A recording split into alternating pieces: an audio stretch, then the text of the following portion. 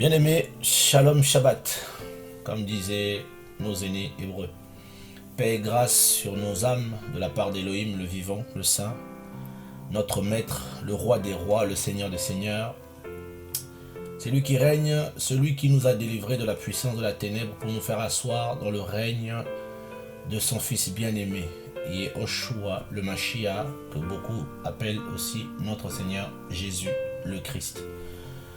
Je nous salue en son nom glorieux et paisible, car il est notre paix, lui qui nous sauve de nos fautes et de ce monde corrompu. Comme vous le savez, il est mort à la croix pour nous, afin de nous délivrer. Seigneur, je te bénis pour ton amour, pour ta grâce, pour ton salut. Et j'aimerais vraiment que ton esprit soit parmi nous pour nous conduire, Seigneur, dans ce partage, dans cette exhortation, avec mes frères et sœurs, au nom de Yeshua. J'aimerais vraiment partager sur ce sujet, Seigneur, car tu es saint et tu es celui qui me fait ressentir ce sentiment. Et je te bénis pour ça. Que ton nom soit glorifié, puissant Elohim, Seigneur des Seigneurs. Amen. Voilà, gloire au Seigneur. Et je m'en vais tout de suite vous parler au sujet dans lequel j'ai fait cet enregistrement. Grâce au Seigneur, parce que Elohim est puissant, il est vivant, et j'aimerais que nous parlons des traditions et des coutumes qui sont parmi les chrétiens, les saints, les gens qui prient, qui adorent le Seigneur, qui adorent Jésus, qui disent être chrétiens, et il y a souvent des traditions, des coutumes, des habitudes qui se sont glissées au milieu de nous, des habitudes qui sont pratiquées par certains chrétiens, qui ont reçu la parole du Seigneur, qui ont reçu la connaissance, qui ont reçu le Seigneur, mais souvent on est dans la compromission, souvent on est dans le mélange, souvent on refuse d'appliquer la parole du Seigneur parce que on est né et on a grandi derrière, dans des nations, dans des peuples où la plupart ont leurs coutumes, ont leurs œuvres, ont leur manière de faire, les habitudes, voilà, et les œuvres, traditions et coutumes. Et souvent dans la Bible, souvent dans l'histoire, souvent dans l'appel de beaucoup de personnes, ce qui a provoqué leur chute, ce qui a provoqué leur déchéance, chez beaucoup de chrétiens, beaucoup ont échoué, beaucoup sont passés à côté de l'appel du Seigneur, de la vie éternelle, parce qu'ils ont au bout d'un moment été rattrapés par les coutumes, par les habitudes, par les traditions. Et c'est tellement subtil, les traditions qui nous rattrapent. Vous allez voir, on va lire la Bible, mais on a des traditions. Et on va les défendre, on va dire chez nous, ça se passe comme ça, chez nous. En fait, les chrétiens ne comprennent pas qu'on a été déplacés, on a subi, on était dans le monde, mais nous ne sommes plus du monde. On a subi un transfert. Voilà pourquoi la Bible dit qu'il nous a fait asseoir avec Yehoshua, le Mashiach, le Christ, le Messie, dans les lieux célestes. Le Père éternel, le Père glorieux est venu pour nous racheter de ce présent siècle mauvais, de ce monde. Nous étions du monde, mais nous ne sommes plus du monde en fait. Et cette parole est souvent lue, mais pas comprise. Nous sommes plus des gens de ce monde. Éphésiens 2, 19, nous sommes concitoyens des saints, gens de la maison d'Élohim. Gens de la maison d'Élohim, donc le Créateur, le Seigneur Jésus, et nous a pris et on est devenus les gens de sa maison, citoyens des cieux, c'est écrit. Donc nous sommes soumis à une loi qui n'est pas une loi humaine, nous sommes soumis à une loi qui est une loi spirituelle divine. Mais d'autres vont dire, ouais, mais on va vouloir honorer, ah non, je veux honorer mon père parce que la Bible dit honore ton père, et on va se soumettre aux traditions, des coutumes souvent qui sont complètement anti-bibliques. Et c'est ces mêmes coutumes qui nous emmènent des combats. Et beaucoup échouent parce qu'ils servent le Seigneur non avec un esprit renouvelé, mais avec un esprit toujours mélangé. Et sans plus tarder, je m'en vais prendre un passage biblique pour étayer mon raisonnement. Père, merci, parce que tu es vivant, tu es puissant. Mes amis, ouvrons bien nos oreilles parce que c'est important. J'ai pris la peine de faire ce message parce que tout à l'heure, grâce au Seigneur, j'ai ressenti dans mon esprit l'irritation du Seigneur par rapport à certaines pratiques des chrétiens. Et je pouvais entendre dans mon esprit le Père qui disait « vous me fatiguez ». Ça le fatigue en fait. On le fatigue à cause des traditions des chrétiens qui ont reçu la parole, qui ont reçu la vérité, qui ont reçu l'éclairage sur la personne du Seigneur, sur l'être divin. Mais souvent, on est toujours mélangé. On n'a pas compris encore que on est sauvé. Sauvé de quoi? Pas seulement des démons, pas seulement du péché, mais on est aussi sauvé des traditions, des coutumes que les hommes ont mises en place, les raisonnements qui sont devenus des vérités et qui combattent la parole du Seigneur. Et je prends donc Jérémie 10, à partir du verset 1er. Écoutez la parole que Yahweh vous adresse, maison d'Israël. Ainsi parle Yahweh. N'apprenez pas les habitudes des nations et ne craignez pas les signes des cieux, parce que les nations les craignent. Car les ordonnances des peuples sont une vanité. Voilà, les ordonnances des peuples sont une vanité. Voilà, dans le mot ordonnance, on peut aussi retrouver dans certaines versions les coutumes. Voilà, les ordonnances, les habitudes, les coutumes des peuples sont une vanité. Le Seigneur dit que les peuples ont des coutumes et ces coutumes sont des vanités. Donc il y a des choses à faire. Et je suis tellement des fois choqué. Je me dis, mais on vit l'évangile à l'africaine, à l'européenne, à l'américaine, à l'asiatique. C'est vraiment terrible parce que au lieu d'accepter la culture du royaume, la pensée céleste, celle du renouvellement de l'esprit. Parce que si la Bible parle du renouvellement de l'intelligence, du renouvellement de l'esprit, c'est que quelque part, il y a des choses qui sont anciennes. Si l'apôtre Paulos parle de l'ancienne nature, donc le vieil homme, que j'ai souvent l'habitude d'appeler Grégoire, et pour embrasser l'homme nouveau, donc quelque part, il y a un changement de mentalité qu'il faut y avoir. Excusez-moi, si on parle de l'ancienne alliance et de la nouvelle alliance, donc quelque part, il y a aussi un autre changement qui est là. Il y a des changements. Or, quand le Seigneur Jésus est mort à la croix, c'est pour nous délivrer. Nous délivrer de quoi? Nous délivrer du péché, des démons, des cultures des hommes.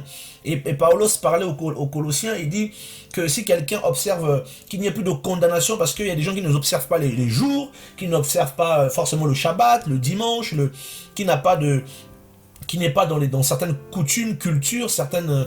il y a un autre mot en français souvent qu'on dit, les gens, ils ont mis en place des choses, ouais, non, fais pas ça, si tu fais ça, oh, touche du bois, oh, fais...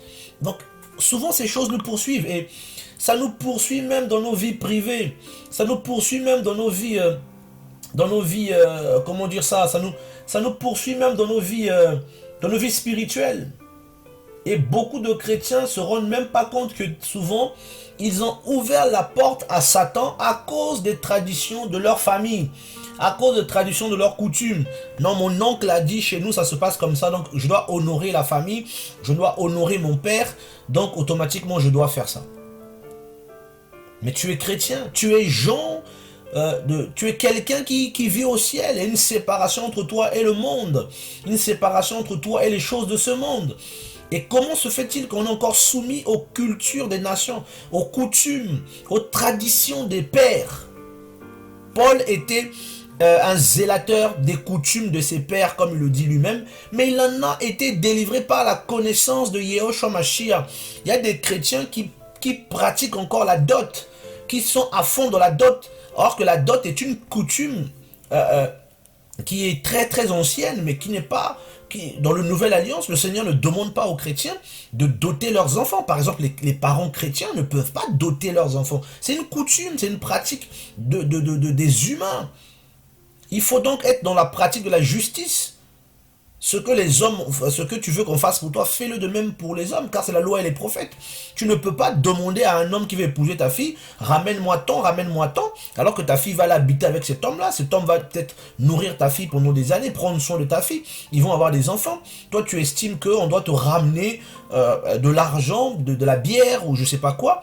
Mais alors que le jeune homme qui vient épouser ton enfant, lui aussi, il a une famille et lui, on lui ramène quoi, lui?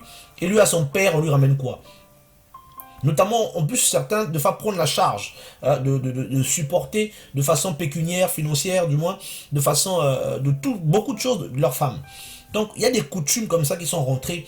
Vous avez des chrétiens qui sont dans les coutumes, même dans les mariages. Vous allez voir dans les mariages chrétiens, il y a des cérémonies bizarres, des cérémonies religieuses. Je ne sais même pas si j'ai dire ça religieuses. Des coutumes, des cérémonies mystiques que les gens pratiquaient déjà à l'époque, dont on ne connaît même pas l'origine. Et c'est... Je me rappelle une fois, je suis allé à un mariage d'un frère et il y a eu une cérémonie et pendant que j'étais là, je regardais et je voyais qu'il y avait des choses mystiques qui se passaient. Je me suis levé et je suis parti. Et j'ai rappelé le frère pour lui dire, frère, voilà ce qui s'est passé dans ton mariage, voilà ce que j'ai vu. Voilà ce que j'ai vu de la part du Seigneur, une coutume. Pendant que tu faisais cette coutume-là, voici ce qui se passait dans l'esprit. Donc une alliance a été tissée entre toi et cette famille. Vous avez tissé une alliance mystique. Tu as tissé cette alliance de façon mystique. De façon mystique, tu es rentré aussi dans cette famille. Mais comment? Mais regarde la manière de l'habillement déjà, regarde la manière dont vous êtes entrés, les cérémonies, vous voyez, c'est bizarroïde. Les chrétiens n'ont pas compris qu'ils sont libérés. Beaucoup de chrétiens n'ont pas compris ça. On va ramener de l'argent, on va jeter de l'argent, on va mettre des pagnes, on va mettre des boubous bizarres, c'est terrible. C'est terrible. Et des personnes comme ça, et vous les emmenez dans le Seigneur, vous dites non, il y a tel chose, ils ne vont pas croire parce que ils sont encore mélangés dans l'esprit avec les pratiques. Ils ne sont pas encore séparés avec les pratiques des nations. C'est terrible. On va mettre des pagnes, on va jeter de l'argent, on va renverser de la bière par terre. Et les chrétiens vont accepter ça. Ils vont accepter ça. Ah, moi j'ai des soucis avec la famille parce que j'ai dit non. J'ai dit non, il n'y aura pas ça. Mon mariage, il n'y a pas ça parce que je suis chrétien. J'appartiens au Créateur. Je ne peux pas m'associer aux pratiques des nations qui sont inspirées par l'ennemi.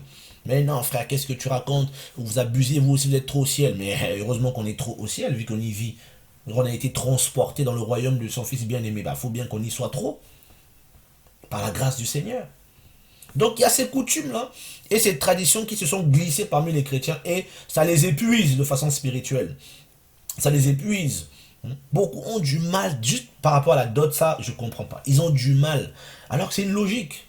Ils ont du mal. Les coutumes, les gens n'arrivent plus à se marier parce qu'ils sont empêtrés dans les traditions. N'apprenez pas les habitudes des nations. Yahweh a dit à Jérémie, n'apprenez pas les habitudes des nations et ne craignez pas les signes des cieux, parce que les nations les craignent.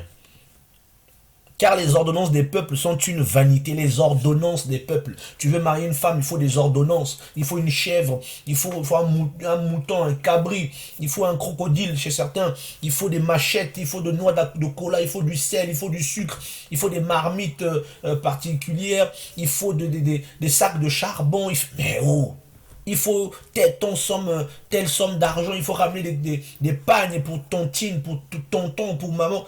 C'est ça un mélange. Nous les chrétiens qui sommes libérés de ça, et beaucoup ne comprennent pas ça. C'est non frère, dans la Bible, il y avait la dot. Vous avez vu où Abraham a fait la dot? Abraham n'a jamais fait la dot, c'était lui-même qui l'avait envoyé encore. Il était même sous influence encore de la culture de son peuple.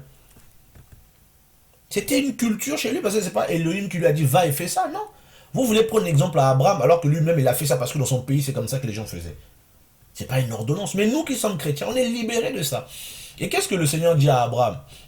Je vais remonter dans un passage que j'aime beaucoup, qui est pour moi un encouragement. Et souvent, même quand je prêche l'évangile du Père, je prends souvent ce passage dans plusieurs messages qu'il peut me donner parce que c'est référentiel à beaucoup de choses.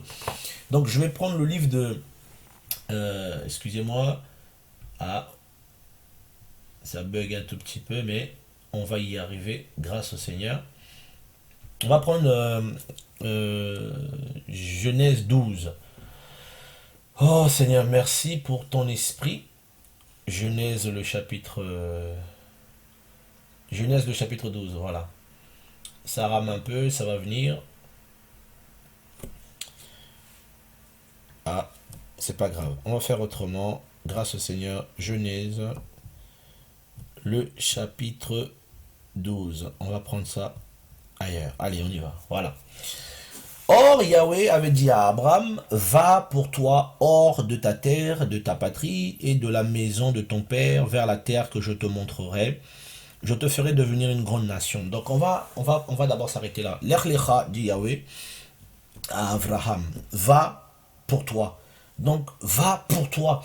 Et il le fait sortir d'abord de la terre, de sa terre. C'est terrible parce que dans sa terre, et j'ai déjà expliqué ça, dans la terre ici aussi l'image aussi, non seulement du pays, non seulement de de sa nation, mais aussi de l'humain, parce que l'humain est pris de terre. Aussi de l'humain, donc des cultures, de sa culture, la terre, là, c'est avec ça que, en fait, dans le monde, tout vient de la terre, en réalité, tout. Le Seigneur a créé la terre pour tout nous donner. La terre nous donne quasiment tout. Même les maisons qu'on a, la plupart, c'est tiré de la terre. Même tout ce qu'il y a, c'est tiré de la terre. Le fer, les métaux précieux, les pierres précieuses, quasiment tout, l'eau, la terre nous fournit tout. L'homme lui-même est pris de la terre. Le Seigneur dit quitte ta terre. Parce que dans ta terre, c'est où c'est Babylone. Et à Babylone, il y avait quoi? Il y avait des coutumes. À Babylone, il y avait quoi? Il y avait l'idolâtrie. À Babylone, il y avait quoi? Il y avait un homme qui régnait. À Babylone, il y avait quoi? Il y avait le péché. À Babylone, il y avait quoi? Il y avait la sorcellerie. À Babylone, il y avait tout. Babel, il y a tout là-bas. Il y a tout. Tout ce qui est impur, on a retrouvé ça à Babel. Il y avait tout là-bas. Comment ne voulez-vous pas que Elohim demande à son serviteur de sortir de là? Parce qu'il y avait tout. Il dit sors de ta patrie, ton pays, sors de là. Sors de ton pays, de ta manière de vivre. Et ça, j'ai déjà partagé ça quelque part. Sors de la maison de ton père, la maison de ton père. Son père qui était un idolâtre, d'après les Écritures, d'après Josué 24, je crois si je ne m'abuse pas. En tout cas, le dernier chapitre de Josué, je crois. On en parle. Abraham et vos pères étaient de l'autre côté, là-bas, c'était des Amoréens. Ils adoraient d'autres divinités, d'autres Elohim. C'était des idolâtres. Donc, le Seigneur va les délivrer de ça. Il y a une forme d'idolâtrie, et vous verrez, les nations, beaucoup pris selon leur pays. Je me rappelle une fois, je suis allé en mission grâce au Seigneur dans un pays aux Caraïbes, et je parlais avec un pasteur, il me disait, non, tu sais, chez nous, mais j'ai dit, mais chez vous, il me parlait de son pays qui est une île aussi. Il me disait, non, mais chez nous, c'est pas comme ça se passe. J'ai dit, mes frères, chez vous, c'est mieux que l'évangile. Chez vous, c'est mieux que le ciel. Chez nous, quoi. On parle des Écritures, on parle de ce qui est écrit, on parle de la vie éternelle. Toi, tu nous dis chez nous. Tu es soi-disant chrétien, tu veux chez nous teaser l'évangile.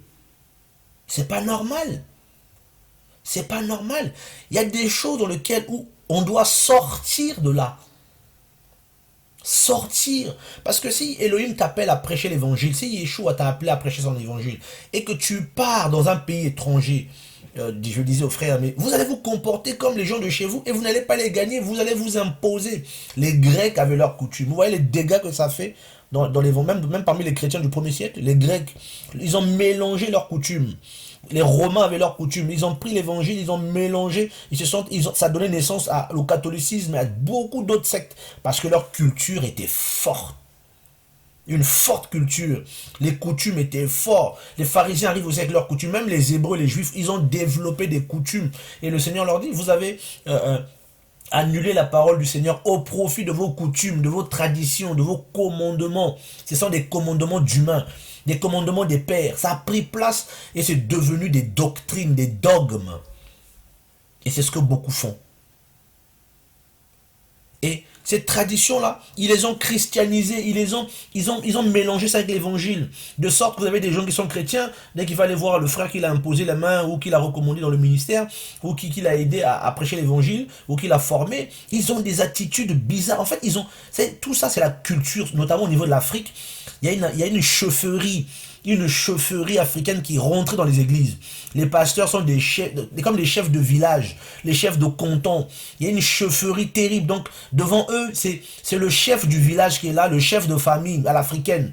Et c'est une tradition qui est là. Dès que le Seigneur peut lever un Africain, je ne vais pas parler de tout le monde, mais j'ai vu ça chez beaucoup, parce que j'en ai fréquenté, moi, les pasteurs. Hein. Et il y a comme une chaufferie, en fait, qui est là. Et beaucoup sont dans ce piège-là. Il faut faire la courbette devant eux. Et des fois même, il y en a même qui se permettent de s'agenouiller. Et vous verrez souvent ça en Afrique. Pas ailleurs, souvent en Afrique, on va s'agenouiller. devant, ah non, c'est l'homme de Dieu. Ouais, l'homme de Zeus. C'est terrible. C'est terrible. Donc, toutes ces pratiques-là sont nées des coutumes, sont nées des traditions et de la manière dont certains peuples se comportent. Ouais, on va annuler l'évangile, on va la mélanger. Et ceux qui viennent après demain pour servir le Seigneur, ils viennent avec ça dans leur tête. Leur tête est remplie, ils ne sont pas sortis de leur pays, ils ne sont pas sortis de leur fonctionnement, de la religion, et ils viennent avec ça. Ils ont des bonnes intentions, ils veulent vraiment servir le Seigneur, mais ils vont poser des actes parce qu'ils sont formatés, ils sont moulés, ils sont formatés dans un moule religieux. Et malgré l'onction qui les accompagne, ils vont faire comme ils ont vu les dangers. Quelqu'un qui prêche l'évangile, qui est appelé par le Seigneur, et tu lui dis non frère, il faut être juste. Et que dit la parole, nous sommes chrétiens. Non, non, non, moi ma fille elle doit être dotée, c'est l'honneur. Mais quel honneur? L'honneur c'est le Seigneur qui donne l'honneur. L'honneur c'est Yehoshua, l'honneur c'est Jésus. L'honneur c'est la crainte du Seigneur. L'honneur c'est l'amour du Père. L'honneur c'est l'adoration. L'honneur c'est d'élever le Seigneur. L'honneur c'est la pureté. Oui, oui, la pureté. L'honneur c'est pas que vous me ramenez des cadeaux, c'est pas l'honneur ça. C'est le profit un tout petit peu. Non, t'as pas été doté, non, il n'y a pas d'honneur. Non, parce qu'une femme n'a pas été dotée, il n'y a pas d'honneur, mais vous prenez l'honneur, pourquoi? Vous voyez, les traditions, les coutumes, c'est ça qui nous pollue. Ça nous tue. Donc chacun maintenant transforme l'évangile. Il y a des peuples, ils ont leur manière de prier. Tu sais, quand tu entends prier, tu sais que lui, il vient de tel coin. Tu vas aux États-Unis, ils ont leur manière de prier. Ils font du bruit, des fois des mélodies. Tu sais où tu es. Une façon de se comporter. Et les pasteurs là-bas, ils ont aussi une manière de se comporter. C'est terrible tout ça. Chacun a une manière de se comporter. Tu vas en Asie, les chrétiens là-bas aussi, ils ont leur façon d'être, façon de se comporter. Et parce que c'est rare qu'on sorte, qu'on soit délivré de la culture, et c'est terrible. Et c'est la culture qui détruit le plus certains ministères puissamment utilisés, puissamment appelés par le Seigneur, parce qu'il y a encore la culture, la notion de la chefferie, la notion de... Il y a tellement de notions, la notion du leadership. Ça c'est bien pour les Occidentaux, le leadership, le chef, celui qui a le pouvoir. C'est lui qui fait tout, il ne délègue jamais. C'est le boss. Celui qui récolte les lauriers, celui qui récolte tout l'argent. Et je me rappelle, il y a des années, je ne sais plus combien de temps, il y a un frère qui parle, il dit, le Seigneur m'a dit, beaucoup d'appels sont détruits à cause de la culture. À cause de la culture. Là. Derrière la culture, on a la mentalité. Vous voyez les mentalités qui nous façonnent, la mentalité du m'as-tu vu. Il y a des peuples où il y a la mentalité du m'as-tu vu. Ouais, certains peuples en Europe, en Afrique, hein, je suis issu d'un peuple comme ça aussi, où les gens sont beaucoup dans la mentalité, beaucoup dans le m'as-tu vu. On est toujours proprement habillé, même si on n'a rien dans son frigo, même si on n'a rien dans le compte en banque, mais on est proprement habillé. Il y a ce m'as-tu vu aussi lié à la culture aujourd'hui occidentale, où c'est le monde des réseaux sociaux. Quelqu'un va aller manger dans un restaurant, paf, voilà déjà sur son mur, il va dire, donc on sait sa vie, les démons n'ont plus besoin, les sorciers n'ont plus besoin de faire des enquêtes mystiques, rentrer dans le monde spirituel pour voir tu es ou non, tout est là, tout est ouvert, j'étais en vacances, on sait tu étais où, toute la vie est déballée comme ça, c'est déballé. Quelqu'un monte dans un avion, il va en mission, je suis en mission, tac tac, on voit photo avec avion dedans. Oula, il a dû bouger, il est en mission. Je suis bien arrivé, hein, on sait tout. Voilà là, c'est une culture, c'est aussi une tradition ça. C'est des gens, ils ont reçu ça quelque part. C'est pas des choses, ce sont des semences qui sont dans les âmes des personnes. Oh Seigneur, libère-moi, libère-nous Seigneur. Des traditions, des coutumes. Et ça crée des conflits dans les mariages, ça crée des conflits dans les familles. Parce qu'ils tiennent bon, ils ne veulent pas abandonner cela. Ils ne veulent pas céder. Non. Nous, c'est comme ça chez nous, c'est comme ça cette culture-là. Quand tu viens chez nous, tu dois accepter ça. Voilà un chrétien qui parle comme ça. Hein? Quand tu viens chez nous, tu dois accepter. Mais frère, l'amour, c'est quoi? L'amour, c'est... Il y a plus de bonheur à donner qu'à recevoir. Toi, tu considères que toi, mais et les autres? Est-ce que tu considères un peu les autres? Ta culture, les coutumes, les traditions, l'égoïsme. Oh Seigneur, sauve-nous. C'est terrible ce que la Bible dit. Paul a lutté contre ça. Il a lutté contre ses propres frères. Paul, il a lutté contre ses propres frères à cause des traditions aussi des Juifs. Eux aussi, ils avaient mis en place leurs traditions et il a lutté avec ça. Oh là là, écoutez, on va aller lire ça un tout petit peu grâce au Seigneur. Les traditions et les coutumes, ça tue. Ça change les gens, ça corrompt l'évangile, ça change l'évangile parce que on veut pas se repentir. Et quand on dit ça, non mais frère, c'est l'orgueil, tout ça, mais c'est pas de l'orgueil. On doit sortir simplement de ça pour laisser le Seigneur nous conduire selon les Écritures. On a une constitution, c'est la Bible. On a une loi, c'est la Bible. C'est comme chaque pays a des, voilà, nous c'est la parole du Seigneur et être renouvelé. Oh Seigneur, sauve-nous. On connaît tous l'histoire de Paul ici. Je vais prendre Acte 16 à partir du verset 19 même. Voilà. On connaît tous ce passage avec la femme Pythonisse, je crois. Verset 19. Mais ces maîtres, voyant que l'espérance de leur profit s'en était allée, se saisirent de Paulos et de Silas et les traînèrent à l'agora devant les magistrats. Et les ayant menés au stratégos, ils dirent, ces hommes qui sont juifs troublent notre ville et ils annoncent des coutumes qu'il ne nous est pas permis de recevoir ni de pratiquer à nous qui sommes romains. Donc, ils disent que Paul avait une coutume qu'il annonçait et que eux, ils avaient déjà leur coutume à eux et qu'ils ne pouvaient pas pratiquer ça. Ils ne pouvaient pas, ils ne voulaient pas. Et ils l'ont combattu et... une autre histoire comme ça là dans Acte 21. Acte 21, le verset... Attendez, je vais y aller. Grâce au Seigneur. Père, merci pour ton esprit. Acte 21, je crois que c'est Acte 21, 21. Alors, c'est le jugement, je crois, de Paulos. Regardez, le mot coutume revient, hein. Acte 21, je prends la partie verset 19 si je ne m'abuse pas. Et après les avoir salués, il raconta une à une toutes les choses qu'Élohim avait faites au milieu des nations, au moyen de son service. Et après l'avoir entendu, ils glorifièrent le Seigneur. Ils glorifiaient le Seigneur et ils lui dirent, tu vois frère, combien il y a de myriades de Juifs qui ont cru? Et ils sont tous zélateurs de la Torah. Or, ils ont été informés à ton sujet que tu enseignes à tous les Juifs qui sont parmi les nations l'apostasie à l'égard de Moshe en disant qu'ils ne doivent pas se circoncire leurs enfants ni marcher selon les coutumes. Ah, selon les coutumes. Ils étaient zélateurs de la Torah. La Torah était finie. Ça c'est un apôtre qui parle à Paul. Hein. Donc à l'époque, il y avait les chrétiens qui avaient cru, mais qui avaient conservé la Torah. Mais c'est terrible. Le Seigneur était venu pour les délivrer de la loi de Moshe, de la Torah de Moshe, pour passer à la grâce. Mais eux, ils ont accepté le message du Seigneur. Mais ils étaient toujours zélateurs de la Torah. Toujours. Les Juifs, parce que la Torah du Seigneur était devenue pour eux précepte sur précepte, précepte sur précepte. C'est terrible, comme la Bible l'avait dit. C'était vraiment vrai, comme le Seigneur avait prévu. Et c'est ce qui leur est arrivé. La parole du Seigneur est devenue précepte sur précepte. Parce qu'ils n'ont pas tiré la révélation. Et ils étaient toujours zélateurs. Et on reproche ici à Paulos, hein. Il dit que tous les Juifs qui sont parmi les nations, que tu enseignes parmi ces Juifs-là l'apostasie à l'égard de Moshe. Mais mon ami, Moshe est fini. Yehoshua est la fin de la loi pour la justification de quiconque croit. Moshe est fini. Les traditions de Moshe sont finies. Les traditions de la loi sont finies. Ils veulent pas. Non. Qu'ils ne doivent pas circoncire leurs enfants ni marcher selon les coutumes. Mais oui, quelles coutumes?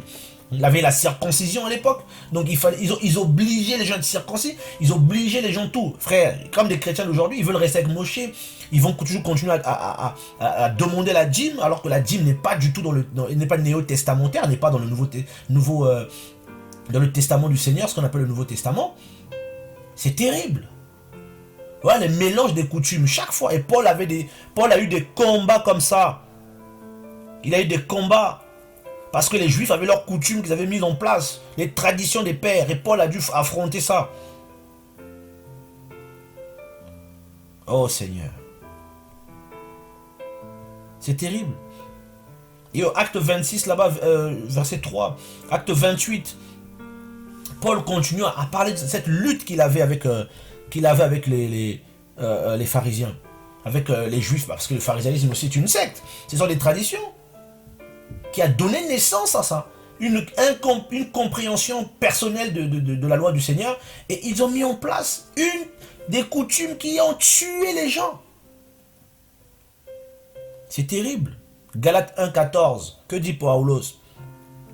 Et j'étais plus avancé dans le judaïsme que beaucoup de ceux de mon âge et de ma race, étant le plus ardent zélateur des traditions de mes pères. Vous voyez les traditions des pères là, c'est terrible. C'est terrible.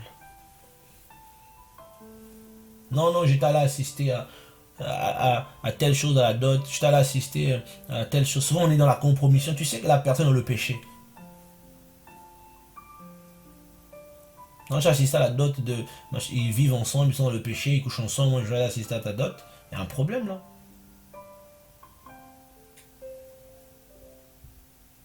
Vous voyez un peu, et souvent là, souvent ça emmène aussi ça, c'est la compromission. Et le Seigneur il parle aux enfants d'Israël, il était clair.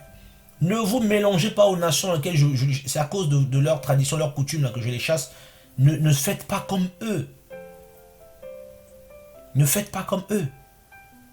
Et nous les chrétiens, on est tellement devenus orgueilleux que, voilà, ça ne nous concerne pas, ça. C'est pas pour nous. Oh Seigneur, sauve-nous. 2 Rois 17, mes amis. Je ne serai plus long, je suppose, grâce au Seigneur. Oh Seigneur, aide-nous. Yahweh, aide-nous, Seigneur, à marcher dans tes voies. Le verset 6.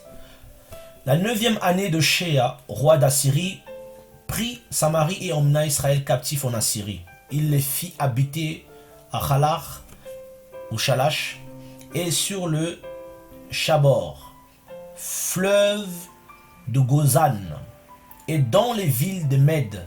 Cela arriva parce que les enfants d'Israël péchèrent contre Yahweh, leur Elohim qui les avait fait monter hors de la terre d'Égypte, dessous la main de Pharaon, roi d'Égypte, et parce qu'ils craignirent d'autres Elohim. Ils marchèrent dans les statuts des nations que Yahweh avait chassées devant les enfants d'Israël, et ceux des rois d'Israël qu'il avait établis. Les enfants d'Israël firent en secret des choses qui n'étaient pas droites contre Yahweh, leur Elohim. Ils se bâtirent des hauts lieux dans toutes leurs villes, depuis la tour des gardes jusqu'aux villes fortes. Vous voyez un peu ici, je vais quand même revenir à ce verset-là. Ils marchèrent, verset 8, ils marchèrent dans les statuts des nations que Yahweh avait chassées devant les enfants d'Israël. Et nous avons lu au début dans Jérémie, le Seigneur disait que les coutumes des nations ne sont que vanité en fait. Donc vous voyez, quand le chrétien se soumet aux coutumes, et j'ai vu des gens comme ça avoir des problèmes dans leur couple, des problèmes dans leur foyer, parce qu'ils ont été éclairés par le Seigneur par rapport à certaines réalités, et ils n'ont pas convaincus. D'autres ont été convaincus, mais à cause de la pression des familles, à cause de la pression, ils se soumettent, ils disent non, parce qu'il faut honorer les parents. Oui, on honore les parents quand cela est juste. Par contre, cela est injuste, on ne doit pas honorer tout le monde, mais sinon on est perdu. Si on doit honorer les lois des nations qui sont impies parce que c'est faut honorer l'autorité, mais non, on honore ce qui est juste. Mais la première personne, le premier être qui est honoré au-dessus de tous les êtres, c'est d'abord le Seigneur. Le Père, on l'honore d'abord. Le Créateur, on l'honore. Le juste juge, on l'honore. Le Roi des rois, on l'honore. Il a tous les attributs. Sa parole d'abord honorée. Donc en tant que chrétien, on doit être juste. On ne doit pas être mélangé. Quand je me marie, quand tu te maries en tant que chrétien, tu ne dois pas accepter certaines coutumes dont tu ne connais même pas l'importance. On va te faire porter des charges bizarres, des traditions bizarres. Tu vas mélanger la faveur divine avec quelque chose qui a été inspiré par l'ennemi. Il y en a qui vont dire, mais il abuse. Mais non, frère, il y a des traditions bizarres. Je vous dis la vérité, il y a des traditions qui sont bizarres. Pendant les mariages, il y a des traditions bizarres. Pendant les repas, il y a des traditions bizarres. Pendant les rencontres des familles, il y a des traditions chrétiennes. En reconnaissance du ministère, les gens vont commencer à mettre des boubous, des longs boubous, même si pas des taux, je ne sais pas comment on appelle ça, des longs trucs tout blancs avec des colliers cléricales, de l'huile en pagaille. Ils vont huiler les gens avec des pièces mécaniques. Ils vont prendre 2 ou 3 versets qu'ils ont. Vous savez, c'est devenu une tradition. Une tradition. Et on va mettre ça sur la tête des gens, imposition des mains, on va commencer à parler, on te reconnaît dans le ministère, tout ça. Mais attends, c'est pas vous qui l'avez appelé, vous le reconnaissez, pourquoi? Tu m'as pas embauché au travail, c'est même pas toi qui m'as embauché, je viens et tu me dis non, non, frère, on reconnaît le travail. Mais c'est pas toi qui m'as embauché. C'est pas à toi de m'ouvrir le chemin de rentrer dans mon bureau. C'est pas à toi de me donner ma carte de travail pour rentrer dans l'enceinte du bâtiment du travail. C'est pas toi qui m'as embauché. T'es pas le patron, mon ami, là, qu'est-ce qui se passe? Le monde doit même nous enseigner les traditions. Et beaucoup de personnes qui sont sincères et se retrouvent sous la pression des traditions. Et il y a une pression terrible. Une pression terrible. Et beaucoup cèdent parce que la pression est grande. La pression est grande. Un chrétien qui marie son enfant, il va demander des choses dans le mariage. Mais des fois, je me dis, des gens, ils n'ont pas honte. Tu dis, mais attends. C'est comme s'il faut habiller toute la famille limite. Mais tu es chrétien, où est la mesure? Où est l'amour? C'est le mari de ta femme, des gens qui veulent se marier, mais bénis-les simplement. Et pourquoi simplement? Parce que beaucoup n'ont pas le cœur du Seigneur, c'est tout. Ils n'ont pas le cœur du Père, qui nous donne tout gratuitement. C'est normal que beaucoup demandent des choses, beaucoup imposent des choses, parce qu'ils n'ont pas le cœur du Seigneur qui nous donne tout gratuitement par grâce. Un enfant du Seigneur qui a rencontré le Seigneur, qui a le cœur du Seigneur, il marche comme son Père. Il marche dans la grâce. Tout devient grâce. Des coutumes dans l'exercice du ministère, c'est bizarre. Dans les dons, tu exerces le ministère, c'est devenu on met en place des coutumes bizarres, des traditions bizarres. Non, tu dois d'abord boire telle chose, tu dois manger telle chose, un petit bout de pain. Vous savez, les chrétiens, ils vont manger un petit bout de pain comme ça avec un petit verre de jus d'orange, de jus de raisin, parce que c'est la Sainte Seine. Mais c'est une culture, ça vient d'où cette coutume? À l'époque des Juifs, ça se passait pas comme ça. Ils ne fêtaient pas la Pâque comme ça. C'est une autre coutume, tradition. Et on annule la parole du Seigneur. C'est vraiment terrible. Et on doit continuer, frères et sœurs, à résister aux coutumes qui nous sont imposées. Des coutumes injustes, des coutumes inspirées par l'ennemi dans nos familles, inspirées par les démons, inspirées. Voilà, on doit honorer nos parents, on doit honorer nos aînés, mais on ne doit pas les honorer dans les mauvaises choses. Parce que nous ne sommes pas de ce monde. Et nous portons en nous la croix du Mashiach. Et donc nous portons la vérité. Et cette vérité-là, le Seigneur a dit, il y aura la division parmi les familles. Il y aura des séparations parce que la vérité est terrible. Terrible à porter. Terrible à assumer. Et les chrétiens doivent appliquer l'amour, appliquer la parole. Nous devons sortir de toutes ces cultures. Yeshua, Jésus n'est pas africain. Jésus n'est pas africain. Le Seigneur il n'est pas hébreu, il n'est pas juif. Il était dans la chair, mais en tant qu'Élohim, il ne l'est pas. Il n'est pas américain non plus. Il n'est pas français ni européen. Il n'est pas anglais. Le Seigneur n'est pas, il est l'Élohim, il est le Créateur, le divin. C'est le divin. Voilà l'exhortation que je voulais, grâce au Seigneur, apporter, afin qu'on soit libéré. En tout cas, que chacun prie pour que le Seigneur nous montre un peu c'est quoi les coutumes dans lesquelles on peut se rendre des fois captif, qui nous mettent la pression au niveau des familles, au niveau des pays, au niveau de nos couples. Il y a beaucoup de pression. La belle-mère qui veut imposer sa culture dans le mariage de son enfant. C'est terrible ces choses-là. La culture, les comportements, les manières d'être qui sont liées à la culture des nations. C'est terrible. On veut écraser les autres parce qu'on estime qu'ils sont plus jeunes en âge. Donc on veut les écraser tout de suite. Les coutumes, les traditions. Et beaucoup sont dans la compromission par rapport à ça. Au nom des coutumes. Seigneur, merci pour l'esprit, merci pour la grâce, merci pour la puissance de la résurrection.